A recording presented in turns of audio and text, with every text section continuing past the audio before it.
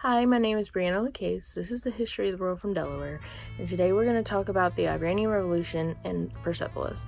To start off, the Iranian Revolution took place in the late modern era in 1979 and involved, as most revolutions of this time do, a class struggle. It also involved a lot of religious struggle as well, considering that Iran is an official Muslim state involving two different sects of Muslims called the Sunnis and the Shias.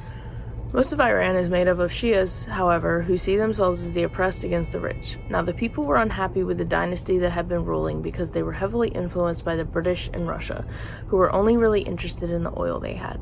The leader, Reza Shah, was trying to make Iran more modernized and westernized while also becoming more of a dictator, and the people of Iran were completely against this.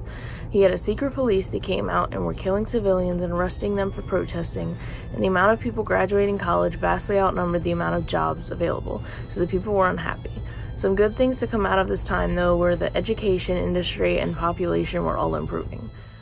But all in all, the people of Iran felt that they weren't being taken care of, and the Shah never understood why they hated him, because he thought he was a good ruler. He assumed they must be communists or involved with Britain, but on January 16, 1979, he left Iran and went to the U.S.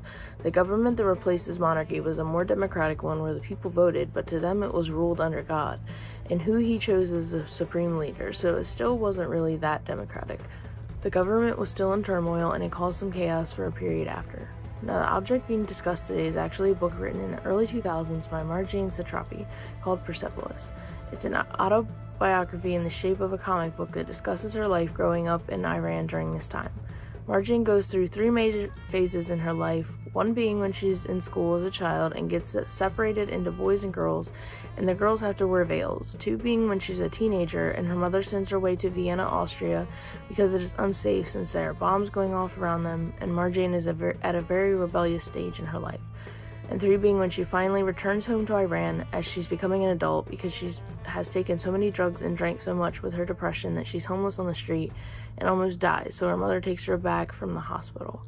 Persepolis, as I said before, takes place during the Iranian Revolution, and her family is against the government, protests a lot, which is what Marjane gets in trouble for in school and in public.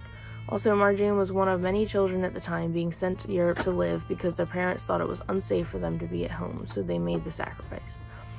The Iranian Revolution is one that to this day still affects everyone living in Iran, and is why women have to completely cover themselves when in public.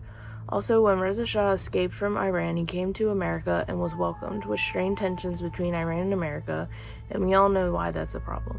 Marjane's life in Persepolis is a great example of how dictatorship and corrupt government can have an effect on people and make them flee their own land. This is still going on today, with many refugees coming to America and Europe to seek security from the otherwise destitute and hostile environments they live in. Well, that's all I have. Thanks for watching.